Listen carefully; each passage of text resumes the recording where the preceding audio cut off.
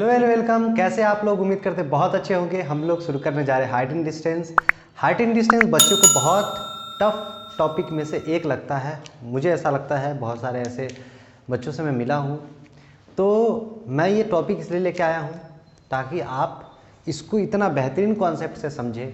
मैं गारंटी देता हूँ आपको इस टॉपिक में, लेकिन हाँ, जो मैं बात बोलूँगा उसी हिसाब से आपको काम करना है। ना आपको आर एस अग्रवाल का सोल्यूशन देखना है, ना एनसीईआरटी का सोल्यूशन देखना है, ना आर डी शर्मा का सोल्यूशन देखना। अगर सोल्यूशन आपने देखा तो आपको कुछ भी नहीं समझ में आएगा। ठीक है, क्या क्या इस चीज़ के अंदर होता है ये समझेंगे हम लोग। आपके पास इतना फिगर है, टोटल 7 और एक 8 फिगर और बनेगा, एक और फिगर बनेगा। ठीक है, इसी फिगर पे बेस्ड आपको सारा क्वेश्चन बनता है। अगर आप ये हाइट एंड डिस्टेंस के अंदर क्वेश्चन में का फिगर बना पाते हैं तो आप इजीली कर पाइएगा चीज़ों को। उससे पहले इसके अंदर आने वाले टर्मों को समझते हैं। मैं एक 5 नंबर फिगर मिटा रहा हूँ, फिर मैं बता दूंगा। ठीक है, तो इसको छोटा कर लेते हैं। ठीक है, तो ये एरिया हमने चूज किया है आपको भी समझाने के लिए। ठीक है, समझिएगा क्या क्या इसके अंदर आता है। एक टर्म आता है एंगल ऑफ एलिवेशन। ठीक है, हिंदी की बात करें तो उन्नयन कोण। फिर क्या है? Angle of depression. बहुत ध्यान से समझिए, थोड़ा सा पेशेंस बना के रखिए। मैं 110% गारंटी लेता हूँ हाइट एंड डिस्टेंस का क्वेश्चन एग्जाम के अंदर, टेस्ट के अंदर, किसी भी अंदर आपको हाइट एंड डिस्टेंस का क्वेश्चन करके आएगा, आपसे क्वेश्चन बनेगा ही बनेगा। आप क्वेश्चन देखते खुश हो जाएगा, अरे यार ये तो मज़ेदार आ गया, तो फ्री का नंबर मिल गया। एंगल ऑफ डिप्रेशन, जो भी टॉपिक आपको भारी लगता है मैं गारंटी देता हूँ उसको इजी करके दूंगा आपको। एंगल ऑफ डिप्रेशन मतलब अवनमन कोण, अवनमन कोण। ठीक है,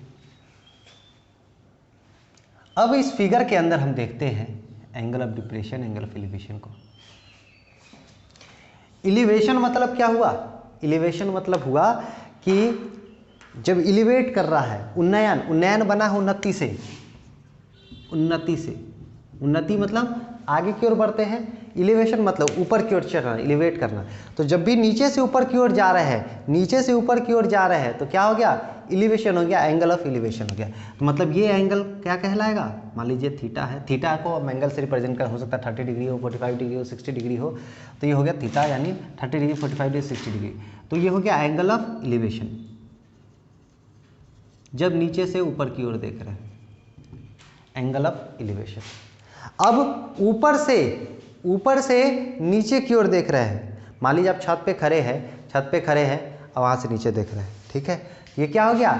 डिप्रेशन। डिप्रेशन ऐसे याद रखिए, डिप्रेस है आप कभी मान लीजिए बहुत टेंशन में है, डिप्रेस्ड फॉर्म में है, तो आप क्या बहुत तन के रहते हैं क्या? डिप्रेशन में है, ऐसा नहीं ना मुंह लटकाए हुए बोलते नहीं, अरे काहे डिप्रेशन में है, काहे डिप्रेस्ड है, या काहे आप मतलब सुस्त पड़े हुए हैं, तो डिप्रेशन में मुंह लटका के खड़े रहते हैं। तो ऊपर से जब नीचे देख रहे हैं, ऊपर से नीचे देख रहे हैं, ठीक है ना, तो क्या होता है? डिप्रेशन हो गया, मतलब ऊपर से नीचे देख रहे हैं तो मतलब डिप्रेशन हो गया। ठीक है, अवनमन, अगर हिंदी की तोड़ के देखिए, अब मन नहीं है, अब मन नहीं है यार, अब मन नहीं है, दिल छोटा हो गया, अब मन नहीं है यानी अवनमन। ठीक है ना, तो अवनमन मतलब नीचे की ओर। अब नीचे की ओर क्या ये वाला दिख रहा है क्या? नहीं, ये वाला एंगल नहीं। कैसे, क्या बोल रहे हैं सर? देखिए, जैसे एक आदमी है ये, ठीक है ना, ये स्ट्रेट अभी खड़ा है, ये स्ट्रेट खड़े है, ये स्ट्रेट खड़ा है। जब आदमी देखा, मान लीजिए ये मेरा रंग भी ब्लैक है और ये भी ब्लैक है, ठीक है ना, तो जब झुका, देख रहे ये झुक रहा है, ये झुक रहा है, तो एंगल कौन बन रहा है? सेम चीज़, ये सीधा देख रहा था, झुका तो ये ना झुका, तो ये सीधा देख रहा है, ध्यान से देखिए, ये सीधा देख रहा है, अभी झुका तो ये झुका, मतलब ये एंगल बना, ये एंगल बना, है ना। तो यहाँ से एक रेफरेंस लाइन लीजिए, तो ये झुका तो ये एंगल बना, ये हो गया एंगल ऑफ डिप्रेशन। अब सोच रहे हैं सर ये तो ट्रायंगल के बाहर चला गया, तो कैसे बनाएंगे? बिल्कुल, ये और ये लाइन पैरेलल है, नाम का केवल एंगल ऑफ डिप्रेशन बनना है, बाकी क्वेश्चन आपको नीचे वाला से ही बनना है। एंगल ऑफ डिप्रेशन है तो ये एंगल जेड बन रहा है, और जेड बन रहा है मतलब अल्टरनेट इंटीरियर एंगल। याद करिए, जेड बनता था ये और ये पैरेलल होता था, ये एंगल और ये एंगल इक्वल होता था, तो अल्टरनेट इंटीरियर एंगल। तो ये हो गया एंगल ऑफ डिप्रेशन। और ये जब थीटा होगा तो ये भी थीटा होगा। क्लियर है? अगर क्लियर नहीं तो वापस से वीडियो चला के देख लीजिएगा, ठीक है। नीचे से ऊपर देख रहे हैं तो एंगल ऑफ डिप्रेशन, ऊपर से नीचे देख रहे हैं, ये ऊपर से ये देख रहा है सीधा, ये नीचे देखने लगा, क्या हो गया, नीचे देखने लगा, तो यहाँ से एंगल बना है, ये बन रहा है एंगल ऐसा, है ना, यहाँ से नीचे की ओर एंगल बना, तो ये हो गया एंगल ऑफ डिप्रेशन। और ये थीटा तो ये भी थीटा हो जाएगा। Angle of elevation, angle of depression. अब नमन उन्नयन कोण क्लियर है। चलिए आगे की ओर देखते हैं। अब क्वेश्चन के अंदर क्या क्या चीज़ें आती है। आपको बेसिक तो इसका सारा एंगल आपको याद होगा, है ना, सारा एंगल याद होगा, आशा करता हूँ आपने पहला लेक्चर देखा होगा, उसके बाद ये सारा एंगल याद होगा, ठीक है। अगर सारा एंगल याद नहीं भी है आपको बनाते बनाते याद हो जाएगा। बाकी 30, 45, 60 ये याद रख लीजिए, ठीक है ना। 30, 45, 60 का याद रख लीजिए, साइन का भी, कॉस का भी, टेन का भी। और ज़्यादातर क्वेश्चन हम टेन पे ही काम करेंगे। चलिए अब आपको पता है ये राइट एंगल ट्रायंगल है, सारा राइट एंगल ट्रायंगल है। राइट एंगल ट्रायंगल अगर बनाते हैं, हर एक एक कॉन्सेप्ट को देखते हैं, हर एक एक कॉन्सेप्ट। ये राइट एंगल ट्रायंगल है, नाम दे देते, मान लीजिए AKS, ठीक है। अब KS, अब क्या है, ये 90 डिग्री है। आपको पता है 90 डिग्री के सामने वाला आपको क्या बोलते हैं, हाइपोटेन्यूज, ठीक है ना, पहला लेक्चर में भी आपने देखा था। और ये एंगल है, जो एंगल की बात करते हैं, एलिवेशन है, इस एंगल की बात करते हैं, एंगल के सामने वाला परपेंडिकुलर, और बाकी क्या हो गया, बेस, है ना।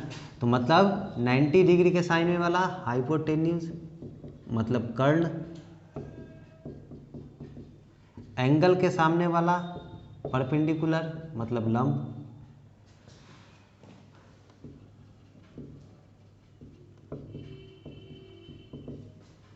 अब रेस्ट जो बचा वो बेस्ट हो गया, यानी बेस हो गया। रेस्ट जो बचा वो बेस हो गया,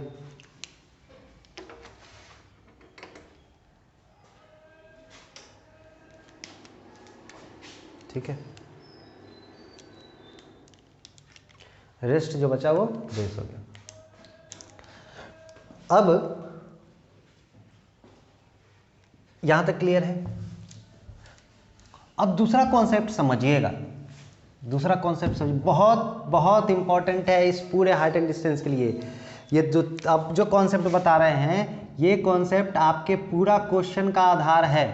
आपको पूरा क्वेश्चन पढ़ने की आवश्यकता नहीं है, केवल ये कॉन्सेप्ट जानिए, आप पूरा क्वेश्चन आपको अपने आप समझ में आ जाएगा। क्या कॉन्सेप्ट है, जैसे ये मान लीजिए पेड़ है, ठीक है ना, पेड़ है।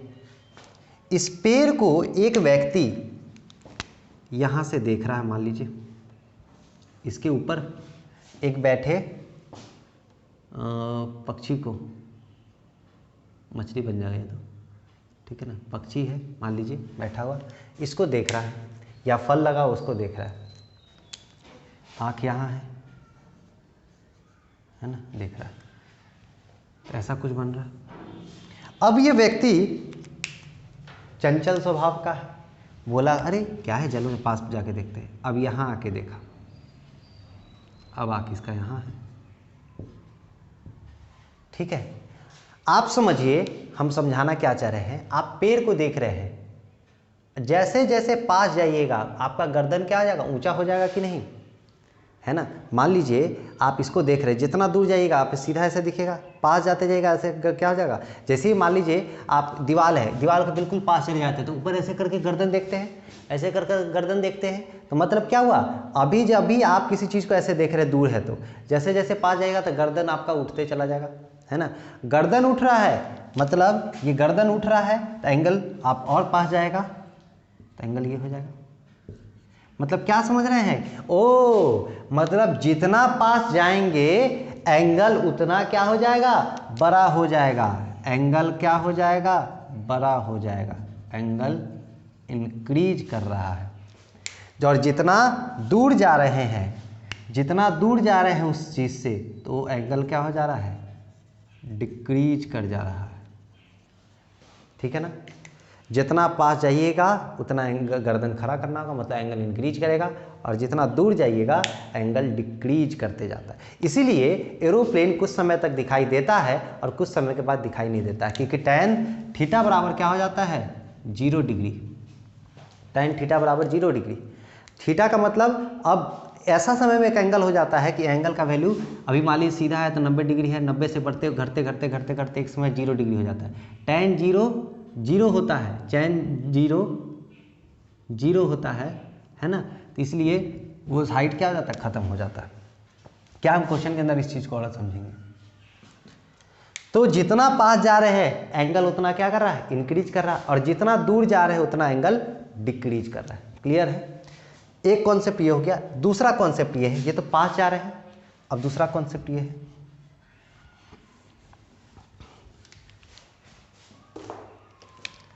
ये बिल्डिंग है, ठीक है। अभी आप यहां से देख रहे हैं बिल्डिंग को, ठीक है। थोड़ा सा सीढ़ी चढ़ गए, यहाँ पे सीढ़ी लगाए, मान लीजिए स्ट्रेट कुछ ऐसा है। ये पहला तले से देख रहे हैं बिल्डिंग को, फिर दूसरा से देख रहे हैं, तीसरा, चौथा, मान लीजिए अब थोड़ा सा ऊपर करके हम देख लिए, ठीक है, फिर थोड़ा सा ऊपर करके देख लिए। अब एक समय यहाँ से देखें तो एंगल क्या हो गया, घट रहा है कि नहीं। जैसे जैसे अब मान लीजिए अभी आप बैठे हुए हैं, ठीक है ना, समझिएगा, बैठे हुए हैं फिर हमको देख रहे हैं, तो आपका गर्दन क्या होगा, ऐसे कर तरफ होगा। फिर धीरे धीरे जैसे जैसे उठते जाइएगा तो आपका गर्दन झुकता चला जाएगा, है ना। जैसे ये व्यक्ति है, इसको देखना है, मान लीजिए यहाँ से कोई देख रहा था, ऐसे देख रहा होगा, है ना, ऐसे देख रहा होगा। जैसे जैसे उसके चल जाएगा तो इसको ऐसे देखने लगेगा। एंगल क्या हो गया, कम हो गया कि नहीं। तो ऊपर की ओर जा रहा है तो एंगल क्या कर दिया, डिक्रीज कर गया, और नीचे जैसे दिख रहा है तो एंगल क्या कर रहा है, इंक्रीज कर रहा है। समझ में आया। पास जा रहे थे तो एंगल इंक्रीज कर रहा था। आप जैसे ही वो कॉन्सेप्ट जो हम बता रहे गर्दन ऊंचा नीचा करने का, उसी तरह से सीखिएगा, आपको याद हो जाएगा और क्वेश्चन करने लगेगा इजीली, ठीक है। चलिए यहां तक समझ में आया। अब हम क्वेश्चन, टाइप ऑफ क्वेश्चन की बात करते हैं। इसके अलावा एक और चीज जानिए कि 9th क्लास में आपने देखा था, हमने भगवान का खोज किया था, ठीक है ना। भगवान हमको खोज किया, हम लोग भगवान का खोज करें। कौन से भगवान का, तो मैथ के भगवान का। मैथ का भगवान कौन, हर चैप्टर बाई हम डिसाइड करते हैं कि भगवान कौन है। बहुत सारे भगवान हैं, हर का डिपार्टमेंट बटा हुआ है, तो यहाँ भी डिपार्टमेंट बांटते हैं, है ना। तो हमने देखा था कि ज्योमेट्री के अंदर जो भगवान थे, कौन थे, कंस्ट्रक्शन, है ना। ज्योमेट्री के भगवान कौन, कंस्ट्रक्शन। आप देखते हैं कि कंस्ट्रक्शन हर जगह नहीं कर रहे थे आप, कुछ चुनिंदा क्वेश्चन में कर रहे थे जिसमें नॉर्मल चीज़ से नहीं चल रहा था। सेम चीज़ है, भगवान को आप कब याद कर रहे हैं, जब आपका जीवन अच्छे से चलते रहता तो कभी नहीं याद करते हैं। जब भी मुसीबत आता है, अरे भगवान इस बार का एग्ज़ाम निकल जाए, इस बार का एग्ज़ाम निकल जाए, बस, तो भगवान को उस समय याद करते हैं, ठीक है। या मान लीजिए किसी मुसीबत में फंसे हुए हैं, भगवान इस मुसीबत से निकाल दो, अगली बार से हम ये कर देंगे। तो हर बार आप मुसीबत में रहते तब भगवान को याद करते। सेम चीज़ ज्योमेट्री में, आप मुसीबत में फंसे तो भगवान को याद किए, तो भगवान क्या किसको भेजे, अवतार को भेजते। भगवान के इतना टाइम नहीं कि सबके पास आते, वो अपना अवतार भेजे। अवतार कौन आया, तो कंस्ट्रक्शन, ठीक है ना। अवतार रूप होता है ना। तो भगवान के रूप में कौन आया, कंस्ट्रक्शन। कहाँ, ज्योमेट्री में, ठीक है। उसी तरह अगर हम बात कर रहे हैं, हम लोग पढ़ रहे हैं हाइट एंड डिस्टेंस, तो हाइट एंड डिस्टेंस में भी फंसते हैं, तो भगवान को याद किए, तो भगवान अपना दूत भेजे, उस दूत का नाम क्या था, तो कॉमन, ठीक है ना। हाइट एंड डिस्टेंस में भगवान कौन, तो कॉमन। क्या कॉमन सर, कुछ नहीं समझ में आ रहा, बस अभी इतना ही समझना है कि कोई भगवान है जो इसमें अवतार लेंगे, मतलब हर युग के अंदर एक भगवान का अवतार लेते हैं, तो इस युग के अंदर भगवान जो अवतार लेंगे, मतलब हाइट एंड डिस्टेंस युग के अंदर जो भगवान अवतार लेंगे, उनका नाम क्या रहेगा, कॉमन नाम रहेगा, ठीक है ना। श्री 108 कॉमन जी। तब कॉमन जी को हम यूज करके हम अपने क्वेश्चन को करेंगे। और हर बार ब्रह्मास्त्र नहीं चलाया जाता है, ब्रह्मास्त्र का जरूरी जब जरूरत पड़ता है तब तो यहाँ पे भगवान को, लेकिन ये आपके साथी के रूप में काम करेंगे।